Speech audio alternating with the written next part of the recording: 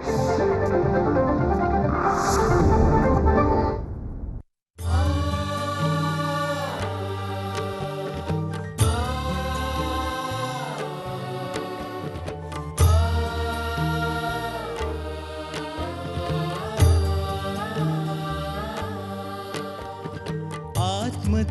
अन तीव्र बुद्धीचा वाणीलाही धार, स्वयं सूर्यानंद विवेके विश्वा उद्धरणा, स्वयं सूर्यानंद विवेके विश्वा उद्धरणा, विवेकानंद हा, विवेकानंद हा,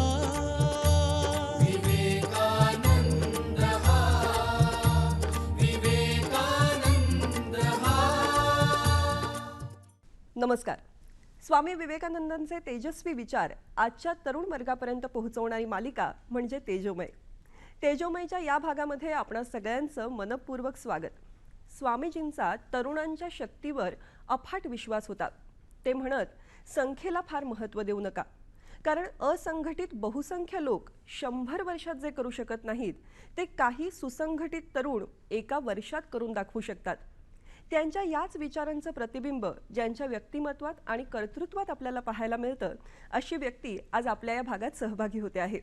स्वामी विवेकानंदांच्या विचारांची या भागात मांडणी करण्यासाठी आपल्याबरोबर आहेत सुप्रसिद्ध मार्गदर्शक, वक्ता, लेखक, चाणक्य मंडळाचे संस्थापक अध्यक्ष आणि माजी प्रशासकीय अधिकारी श्री अविनाश धर्माधिकारी. धर्माधिकारी सरांविषयी खरं तर आणखी कितीतरी विशेषणं मला वापरता येतील. लेखक, कवी, शिक्षक, विविध आंदोलनांमध्ये सक्रिय सहभाग घेणारं व्यक्तिमत्व, असं बरंच काही त्यांच्याविषयी सांगता येईल. पण त्यांच्या पुस्तकात अस्वस्थ दशकाची डायरी यामध्ये त्यांनी स्वतःचा परिचय करून देताना जे म्हटलंय, ती त्यांची ओळख मला सार्थ वाटते. ती म्हणजे भारत देशाचा कार्यकर्ता. आज चाणक्य मंडळ परिवाराच्या मार्फत अनेक तरुण तरुणी अधिकारी वर्गासाठी स्पर्धा परीक्षेमध्ये यश प्राप्त करतात. पण हे यश प्राप्त करत असतानाही ते केवळ स्पर्धा परीक्षेतलं यश नसून हा माझा अधिकारी कार्यकर्ता घडवण्याचा प्रयत्न आहे, हीच सरांची भूमिका आहे. अस्वस्थ दशकाची डायरी हे त्यांचं पुस्तक आजच्या सामाजिक वर्तमानाचा एक महत्त्वाचा दस्तावेज म्हटला पाहिजे. त्याचबरोबर त्यांची इतर पुस्तकं म्हणजे आपण त्यांच्या समान व्हावे, जिंकणारा समाज घडवण्यासाठी यासारखी सगळीच पुस्तकं आणि त्यांची व्याख्यानं ही तरुणांसाठी अतिशय प्रेरक राहिलेली आहेत. ज्यांच्या वक्तृत्वाला कर्तृत्वाची धार आहे असं हे व्यक्तिमत्व आज त्यांच्या व्यासंगातून, त्यांच्या चिंतनातून विवेकानंदांच्या विचाराचा वर्तमान परिस्थितीमध्ये आपल्याला कशा पद्धतीने वापर करून घेता येईल याविषयी आपल्याला मार्गदर्शन करणार आहेत. चला तर त्यांच्या व्याख्यानाचा आनंद घेऊया. सर्व मातापिता, बंधू भगिनी आणि मित्रमैत्रिणींनो, स्वामीजी अमेरिकेत असतानाच्या वेळचा एक वरकरणी वाटायला अगदी साधा, पण मला वाटतं की त्यामध्ये अर्थाचं फार मोठं ब्रह्मांड भरलंय असा किस्सा आहे. ते जिथे राहत होते तिथे मागच्या बाजूला छान जंगल होतं, झरा वाहत होता त्यातून, आणि सहज फिरायला म्हणून स्वामीजी बाहेर पडले. त्या झऱ्याच्या काठावर काही टिपिकल अमेरिकन टीनेजर गोरी पोरं एक खेळ खेळत होती. असं झऱ्याच्या वरच्या बाजूला अंड्याची टरफलं सोडायची आणि ती वाहत जशी खाली येत होती तशी शॉटगन, एअरगन होती, शॉटगननी छर्र्याची बंदूक त्यांनी टरफलं उडवायची. तर स्वामीजी त्या पोरांचा खेळ पाहत असं त्यांची ही जी फेमस पोज आहे त्याच्यामध्ये झाडाला टेकून उभे होते आणि या मुलांचे छर्रे काही लागत नव्हते नीट त्या अंड्याच्या टरफलांना. म्हणून स्वामीजींना हसू आलं सहज. तर त्या अमेरिकन पोरांनी वळून बघितलं. त्यांना विचित्र वाटणाऱ्या कुठल्या तरी वेशामधला हा असा वेश. एक बाबा उभा आहे आणि आपल्याला तो हसतोय. म्हणून ती मुलं म्हणली सुद्धा की हसताय काय. तर स्वामीजी म्हणले, तुमचा नेम लागत नाहीये. तर टीनेजरला शोभेशा इमॅच्युअर पद्धतीने ती मुलं स्वामीजींना म्हणाली की तुम्हाला छर्र्याची बंदूक चालवण्यातलं काय माहिती आहे, तुम्हाला जमेल का. स्वामीजी पण हसले. म्हणले बघू जरा ट्राय करतो. आणि त्यांनी ती छर्र्याची बंदूक घेतली आणि सांगितलं वरनं टर्फलं सोडा. ती जशी अशी वाहत आली झऱ्यामध्ये तशी स्वामीजींनी छर्र्याने ती टर्फलं उडवली आणि त्यांचे नेम बरोबर लागत होते. तर मुलांना आश्चर्य वाटलं. त्यांनी विचारलं की तुम्ही आधी अशी बंदूक चालवली आहे का? तर स्वामीजी म्हणले नाही, अशी नाही चालवली. मग तुम्हाला कसं काय जमतं? स्वामीजींनी त्या मुलांना उत्तर दिलं, तुम्हाला पण जमू शकेल. तुमच्या जीवनामध्ये जर तुम्ही नियमितपणे योग केला तर हे तुम्हाला पण जमू शकेल.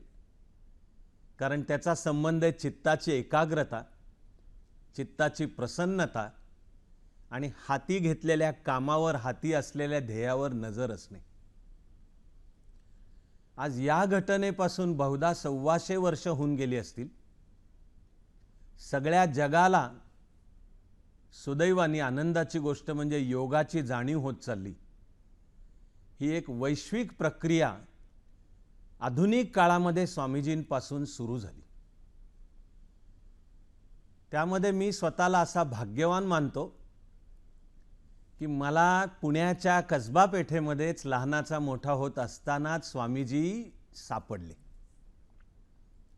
आज जर विचार करायला गेलो की कसे, कुठे, कधी सापडले, तर असं बोट ठेवता येत नाही की अमुक प्रसंग किंवा अमुक घटना किंवा अमुक पुस्तक त्यातून सापडले. त्यामुळे मला वाटत राहतं की आपलं स्वामीजींशी नातं जन्मजात आणि अभिजात असं नातं आहे. ते अमुक वेळी सुरू झालं असं म्हणताच येत नाही, असं ते नातं आहे. मग आठवतं की त्या नात्यामध्ये सुद्धा लहानपणी स्वतः स्वामीजींनी लिहिलेलं एक पुस्तक हाती पडलं. त्याचं नाव आहे राजयोग. ईश्वर किंवा मुक्तीची साधना करण्याचे जे भारतीय 4 योग मार्ग, भक्तियोग, ज्ञानयोग, कर्मयोग आणि राजयोग, यावर स्वतः स्वामीजींनी लेखन केले.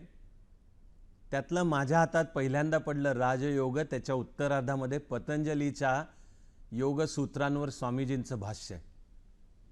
आणि पहिल्या काही पानांमध्येच स्वामीजी सांगतात की ज्याला मनापासून आपल्या आयुष्यामध्ये योग करायची इच्छा आहे, ही अशी अशी सुरुवात कर, असं त्यांनी पहिल्या काही पानांवर दिले.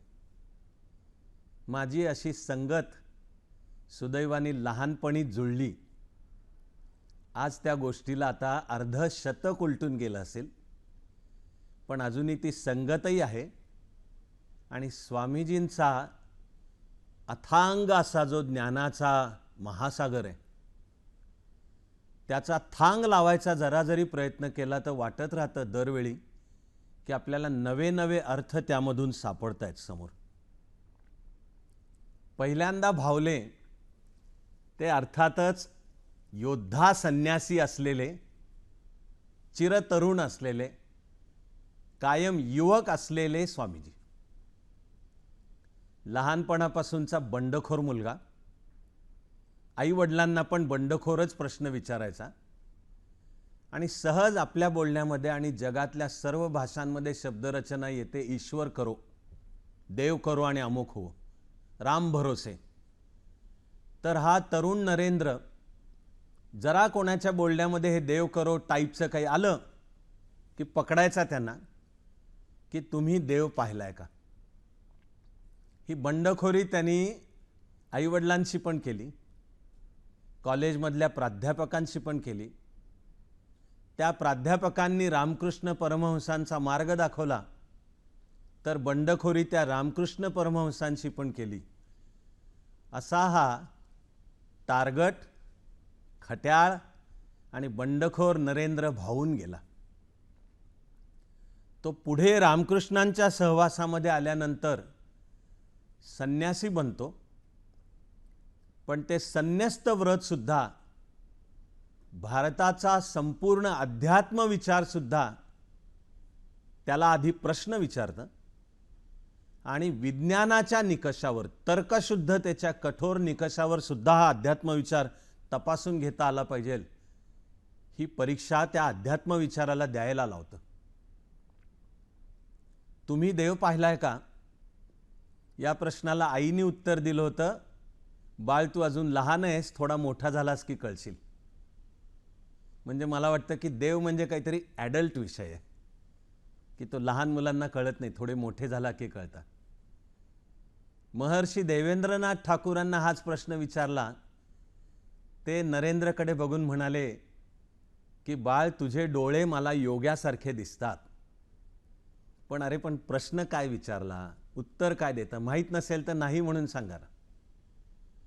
कॉलेजमध्ये प्राध्यापक हेस्टी विल्यम वर्ड्सवर्थची एक्सकर्शन्स ही कविता शिकवत होते आणि तल्लीन होऊन शिकवता शिकवता म्हटले की वर्ड्सवर्थला निसर्गामध्ये ईश्वराचा साक्षात्कार होतो.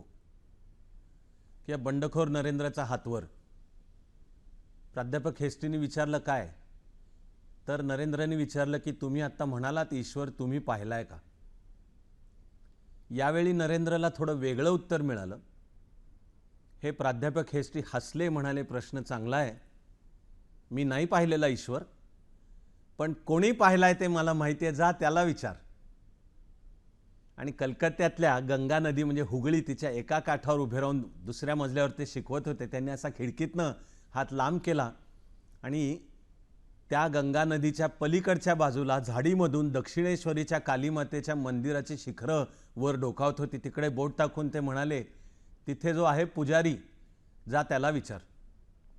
नरेंद्रची बंडखोरी नुसती उथळ नव्हती, कॉलेजमध्ये इम्प्रेशन मारण्यापुरती नव्हती, सत्याचा प्रामाणिकपणे आणि परखडपणाने शोध घेणारी बंडखोरी होती. म्हणून नरेंद्र खरंच दुसऱ्या दिवशी त्या दक्षिणेश्वरीच्या कालीमातेच्या मंदिरामध्ये रामकृष्णांना विचारायला गेला. आणि यावेळी मात्र नरेंद्रला पूर्ण वेगळं उत्तर मिळालं. तुम्ही देव पाहिलाय का. रामकृष्ण म्हणाले, हा तू माझ्यासमोर बसलायस आणि मी तुला पाहतो, हे जेवढं सत्य आहे त्याहीपेक्षा अधिक मी देवाशी बोलतो, देव पाहतो, हे सत्य आहे. या प्रश्नाचं उत्तर नरेंद्रला तेव्हा कळलं की नाही आपल्याला माहीत नाही. मला अजूनही ते कळलंय की नाही मला माहीत असल्याचा माझा काही गर्विष्ठ दावा नाही. पण नरेंद्र रामकृष्णांची दोस्ती बनून गेली आणि या शिष्यानी आपल्या गुरुचीच परीक्षा सतत घेत राहिले. गुरुनी शिकवला अद्वैताचा विचार, जीव आणि शिव हे एकरूपच आहेत. पण हा नरेंद्र मित्रांशी भांडण करत होता आणि त्या थट्टा करत त्या मित्राला म्हणतोय की ते रस्त्यावरनं जाणारं गाढव आणि तुझ्यामधला आत्मा एकच असेल, माझा वेगळा आहे. ही थट्टा मस्करी रामकृष्णांनी ऐकली आणि म्हणाले चल माझ्याबरोबर. पुढचं स्वामीजींनी स्वतःच्या शब्दातही सांगून ठेवलंय. ते जे सांगितलंय त्याचा सारांश आहे की हा अद्वैताचा साक्षात्कार रामकृष्णांनी नरेंद्रला घडवला, पण सांगितलं की तुझ्याकडून या भारतवर्षामध्ये काही मोठं काम करायचं आहे. ज्या दिवशी तुला तुझ्या स्वची ओळख होईल त्या दिवशी या विश्वामध्ये तू रमणार नाहीयेस. स्वामीजींचा तो प्रवास शिकागोपर्यंत पोचतो. सर्वधर्म परिषदेमध्ये हा भारताचा अध्यात्म विचार, ज्याला त्यांनी सर्व धर्मांची मूळ जननी म्हणाले, असा हिंदू धर्म काय सांगतो हेही त्यांनी सांगितलं. पण त्यानंतर इकडे भारतात आल्यानंतर त्यांनी या भारताला हातामध्ये प्रेमाने एक चाबूक घेऊन खूप काही सुनावलंय. मला तर वाटत राहतं की तुमच्यातल्या कोणामध्ये सुद्धा जर कधी उत्सुकता तयार झाली की आपल्याला स्वामीजी समजावून घ्यायचेत, तर मी म्हणेन पहिल्यांदा काही वाचायचं असेल तर अर्थातच स्वामीजींचं चरित्र वाचा, रामकृष्ण मिशननी प्रकाशित केलेलं. पण त्याच्या बरोबरीने वाचा त्याचं मराठी नावे भारतीय व्याख्याने. गेली सर्व वर्ष हा संग्रह प्रसिद्ध आहे, कोलंबो टू अल्मोरा. म्हणजे स्वामीजी हा पश्चिमेमधला धर्मविजय करून परतले आणि जहाजावरून कोलंबो बंदरामध्ये उतरले. त्यांच्या या धर्मविजयाच्या कहाण्या सर्व भारतवर्षापर्यंत आलेल्या होत्या आणि त्यांनी असा देश थरारून उठलेला होता. त्यामुळे कोलंबोपासून एक यात्रा चालू झाली आणि जातील तिथे अक्षरशः हजारो लाखो जणांनी स्वामीजींचं स्वागत केलं आणि आम्हाला काही मार्गदर्शन करा असं स्वामीजींना त्यांनी सुचवलं. तर त्यामध्ये प्रत्येक ठिकाणी स्वामीजी काही वेगवेगळं मांडत गेले. आपल्या सुदैवाने एक ब्रिटिश स्टेनोग्राफर स्वामीजींच्या प्रेमात पडला होता. तो स्वामीजींचा शिष्यच झाला. गुडविन त्याचं नाव. आणि त्यांनी स्वामीजींची सगळी भाषणं शब्दशः पण उतरवून ठेवली आहेत.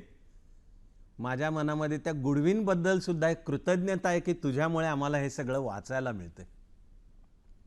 स्वामीजी समजावून घ्यायचे म्हणजे जसं त्यांचं चरित्र समजावून घ्यायचं, तसे त्यापेक्षा जास्त महत्त्वाचे ते त्यांचे विचार समजावून घ्यायचे. मी माझा तरी अनुभव तुम्हाला सांगतो आणि प्रार्थना करतो की तुम्ही सुद्धा असेच भाग्यवान असाल. आजही स्वामीजींचं काही पुस्तक काही लिहिलेलं वाचायला घेतलं तर 125 वर्ष उलटून गेली असली तरी त्याच्यामध्ये एक ताजेपण आहे. व्हायब्रेशन्स, स्पंदनं जी जाणवतात ती एका तेजाची स्पंदनं आपल्यापर्यंत येत आहेत. मला तर वाटत राहतं की जणू स्वामीजी स्वतः आपल्याशी प्रत्यक्ष बोलतायत. ती कोलंबो ते अल्मोरा अशी त्यांची व्याख्यानांची मालिका ज्यांना खोलामध्ये उतरायचं आहे त्यांनी ते उतरायला सुरुवात करताना वाचावीत. स्वामीजींनी पत्र लिहिली. पत्रांचा तो काळ, तो काही हे SMS आणि ईमेलचा काळ नव्हता अजून. त्यांच्या पत्रांचा सुद्धा संग्रह आहे. आपल्याला वाटत राहतं ती पत्रंसुद्धा जणू आपल्याला आलेली आहेत. आणि त्या कोलंबो टू अल्मोरामध्ये स्वामीजींनी या भारत देशाला काय काय आमूलाग्र क्रांतिकारक सुधारणा पाहिजेत तो कार्यक्रम मांडला. एकीकडे भारताचा अध्यात्म आणि धर्मविचार पश्चिमेला समजावून सांगितला, तो किती महान आहे, तो किती विज्ञाननिष्ठ आहे. पण या देशाची सद्यस्थिती पाहून स्वामीजी अस्वस्थ होते. उलट आहे की धर्माच्या नावाखाली चालू असलेलं ढोंग, अस्वच्छता, जातीपाती, स्त्रियांना कमी लेखणं, या सगळ्याबद्दल स्वामीजींनी हातामध्ये अक्षरशः चाबूक घेऊन काही सुनावलंय. भारत देश काय आहे याचं डायग्नॉसिस, त्या देशाच्या समस्या काय आहेत, आणि स्वामीजी नुसते समस्या सांगून थांबत नाहीत, त्याच्यावरची उत्तरं सांगतात. आजही ते शब्द ताजे आहेत, कारण मला वाटतं की ते शाश्वत आहेत. उदाहरणार्थ पहा, बऱ्याच काळाने देशाला एक नवीन शिक्षण धोरण येतंय. ते ज्या काळात येतंय त्या काळातले पंतप्रधानही स्वतःला स्वामीजींचे शिष्य मानतात. स्वामीजींनी शिक्षणाची व्याख्या आपल्याला सांगितली आहे. Education is manifestation of perfection already in man. एका वाक्यामध्ये ब्रह्मांड भरलंय. माणसाच्या माणूसपणाची ही आपली खास भारतीय व्याख्या आहे. एज्युकेशन इज मॅनिफेस्टेशन ऑफ, प्रकटीकरण, आविष्कार आहे कशाचा? Of perfection already in man. आपली माणसाच्या माणूसपणाची संकल्पना आहे की पूर्णत्व तुझ्यात आहेच, पण तू ते विसरलायस. स्वतःच्या आत डोकावून पहा. अरे तू स्वतःला ओळख. Knowledge of the self. शिक्षण म्हणजे स्वची ओळख. आणि मग तुझ्या जीवनामध्ये ते प्रकट कर. ते प्रकट करायचं ते उत्तमता आणि प्रतिभा, एक्सलन्स अँड क्रिएटिव्हिटीच्या द्वारे. हे म्हणजे शिक्षण. किंवा अध्यात्माचा, धर्माचा विचार सांगणारे स्वामीजी आपल्याला सांगतात, you will earn your salvation more through football than through Gita. हे एक संन्यासी म्हणतोय की त्या दुबळं शरीर, दुबळं मन घेऊन भगवद्गीतेचा अभ्यास करत बसण्यापेक्षा जरा मोकळ्या मैदानात जा, कचकावून खेळ, घाम गाळ, मसल्स कमाव. तुला तुझ्या मुक्तीचा मार्ग त्याद्वारे सापडेल. शरीर, मन आणि बुद्धीची जोपासना. एकाहून एक इतक्या ग्रेट गोष्टी स्वामीजींनी सांगितल्या आहेत की मला वाटते त्यातल्या एकेका वाक्यावरच्या निरूपणाला एक एपिसोड द्यावा लागेल. आपण आपल्या जीवन, व्यक्तिमत्व, करिअरचा विचार करत असतो की माझ्या आयुष्यामध्ये काय करू. आणि मग 10वीमध्ये इतके टक्के मिळाले पाहिजेत, 11वीला सायन्सला गेलं पाहिजे, 12वीला PCB, PCM कारण मेडिकल इंजिनिअरिंग म्हणजेच काय ते जणू चांगलं करिअर. तर स्वामीजी आपल्याला इतक्या साध्या शब्दात व्यक्तिमत्व, करिअरपासून जीवन नावाचा सगळं प्रोसेस कशी जग. स्वामीजी म्हणतात, in your life do what you enjoy. आयुष्य कसं जग, जे करण्यामध्ये तुला आनंद आहे ते कर. ऐकल्या क्षणी मला वाटतं तुमच्या पण मनात येईल की आयुष्यामध्ये दरवेळी असं नाही करतायत. गुंतागुंतीची गोष्ट आहे आयुष्य. हे अंगावर चाल करून येतं आणि काही वेळा चरकामध्ये हात सापडतो, मग इच्छा नसली तरी तेच करत राहावं लागतं. मग हे जे तुम्हाला मला कळतं हे काय स्वामीजींना कळत नसेल का? कळत होतं ना. मग त्यांनी आपल्याकरता शब्दामध्ये सांगायला किती सोपा उपाय सांगून ठेवलाय पहा. In your life do what you enjoy, but if you can't then learn to enjoy what you do. इतक्या साध्या शब्दात सांगून ठेवले की आता एकदा करायचं ना, जीवनामध्ये अमुक करायचंय ना, आता ते आनंदाने कर. मग ते आनंदाने कसं कर आणि तू स्वतःला कसा घडव हे सुद्धा स्वामीजींनी इतक्या साध्या शब्दांच्या मध्ये आपल्याकरता सांगून ठेवलंय. स्वामीजी सांगतात की तुमच्या स्वभावाला योग्य असलेली कुठली तरी एक संकल्पना घ्या आणि त्या संकल्पनेचं बीज बनून तुम्ही स्वतःला पेरून घ्या. दिवस रात्र त्याच संकल्पनेचा विचार चालू देत, त्याला पाणी घाला, त्याला खत घाला, उठता बसता कार्य करता जळीस्थळी काष्ठीपाषाणी तुम्हाला ती संकल्पना दिसू दे. तुमच्यामधून सुद्धा उद्या कर्तृत्व उदयाला येईल. मलाही विश्वास आहे की स्वतःला घडवण्याच्या प्रक्रियेबद्दल हे जे स्वामीजींनी सांगितलंय असं कर्तृत्व प्रत्येकामधून सुद्धा उदयाला येईल. शब्द पुन्हा वापरण्याचा धोका पत्करून सुद्धा मी म्हणतोय की तुम्हाला, मला आणि जगाला सुद्धा अध्यात्माचा आणि धर्माचा विचार सांगणारे स्वामीजी म्हटले आहेत, religion is not for empty bellies. घणाघाती वाक्य आहे की धर्म ही रिकाम्या पोटी करण्याची गोष्ट नाही आहे. म्हणून स्वामीजींनी शिकवलं की सामान्यातला सामान्य माणूस हाच ईश्वर आहे आणि त्या दरिद्री नारायणाची सेवा हीच त्या ईश्वराची सेवा आहे. कारण धर्म ही अशी रिकाम्या पोटी सुचण्याची गोष्ट नाही आहे करण्याची. Religion is not for empty bellies. हे सांगताना अर्थातच स्वामीजींनी अध्यात्माचा विचार हा कसा विज्ञाननिष्ठ आहे हा सुद्धा सातत्याने सांगितला.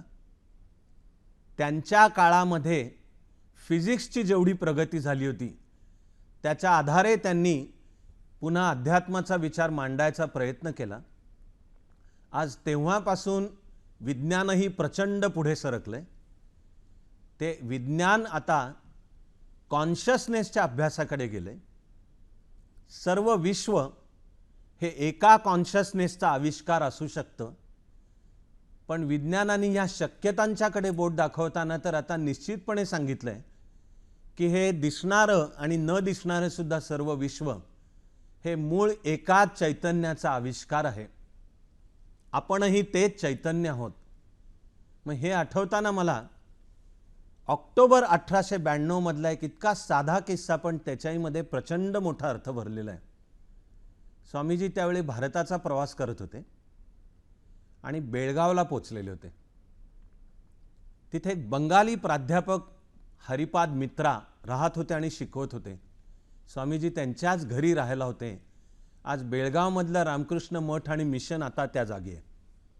आणि गावामध्ये बातमी पसरली. एकतर तेव्हापासून आजपर्यंतही आपल्याला सगळ्यांनाच बेसिकली भगव्या कपड्यांचं, त्या कपड्यातल्या व्यक्तींचं एक आकर्षण आहे. आपल्याला असं वाटतं की ते कोणीतरी धर्म अध्यात्माची विशेष साधना करणारे आहेत. आपल्या दुर्दैवाने काही वेळा त्याच्यामध्ये ढोंगी माणसं सापडतात. ही दुःखाचीच गोष्ट. पण गावामध्ये बातमी पसरली म्हणून अनेक जण भेटायला येत होते आणि त्यातून त्या काळी सवय नव्हती की त्या भगव्या कपड्यातला हा साधू अस्खलित इंग्लिशमध्ये बोलतो. म्हणून गावामधले सगळे बुद्धिमंत आलेले आणि त्यांच्याबरोबर चर्चा. एका बाजूला ही विज्ञानाची, त्यातल्या फिजिक्सची प्रगती आणि दुसऱ्या बाजूला हा सगळा धर्म अध्यात्माचा विचार जे काही सांगतो. तेव्हा यांनी सगळ्यांनी मांडलं की हे धर्म अध्यात्म वगैरे सगळं बकवास आहे. स्वामीजी त्यांना विज्ञानाशी मेळ घालत काही सांगत होते. ती चर्चा इथपर्यंत आली की त्यावेळचं विज्ञान स्पेस आणि टाईम या डायमेन्शन्स वेगवेगळ्या आहेत इथपर्यंत पोचलेलं. दिक आणि काल. त्यांना स्वामीजी म्हणले की तुमचं विज्ञान आज स्पेस आणि टाईम ह्या दोन वेगळ्या विश्व घडवणाऱ्या दोन वेगळ्या एंटिटीज घटक आहेत असं म्हणतं. पण माझा वेदांताचा विचार मला सांगतो की अंतिमतः स्पेस आणि टाईमसुद्धा एकच आहे. आणि आठवण करून देतो की ऑक्टोबर 1892 मध्ये स्वामीजी म्हणतायत की बघा तुम्ही, विज्ञानाची जशी प्रगती होईल तसं विज्ञानसुद्धा हे सिद्ध करेल. धर्म आणि अध्यात्माचा विचार विज्ञाननिष्ठच असायला हवा. विज्ञानाच्या कसोटीवर तो पारखून घ्यायला हवा. पण योग आणि अगदी दैनंदिन सूर्यनमस्कार, आसनं, प्राणायाम याद्वारा तो आपल्या जीवनामध्ये प्रत्यक्ष आणायला हवा. हा मला जाणवणारा स्वामीजींच्या आयुष्याचा संदेश आहे. मी जे म्हणालो की आम्ही भाग्यवान आणि स्वामीजींचा सहवास जणू लहानपणापासून लाभला. त्या लहानपणी आम्ही एक गाणं शिकलो. मराठीतला जो फटका हा काव्यप्रकार असतो त्यातली ओळ आहे, थोर महात्मे होऊन गेले, चरित्र त्यांचे पहा जरा, आपण त्यांच्या समान व्हावे हाची सापडे बोध खरा. की अनेक थोर महात्मे होऊन गेले पण त्यांची नुसतीच पूजा करायची, हार फुलं गुच्छ व्हायची, पुतळे उभे करायचे, टिळे लावायचे, हे नाही आहे. आपण त्यांच्या समान व्हावे.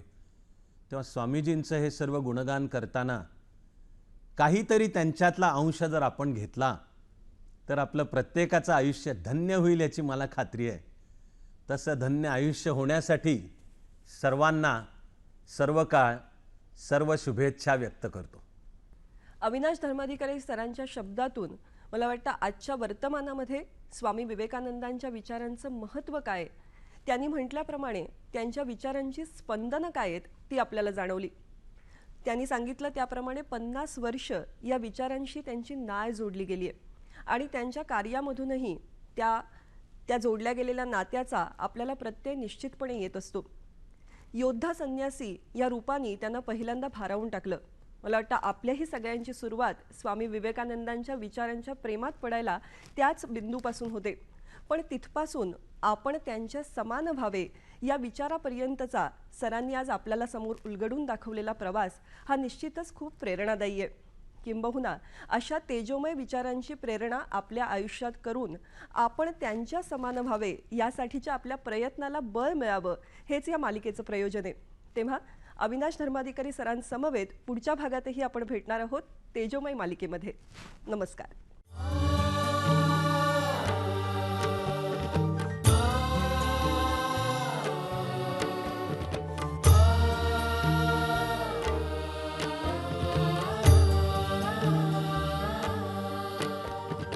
आत्मतेज अनतीव्र बुद्धीचा वाणीलाही धार, स्वयं सूर्यानंद विवेके विश्वा उद्धरणा, स्वयं सूर्यानंद विवेके विश्वा उद्धरणा.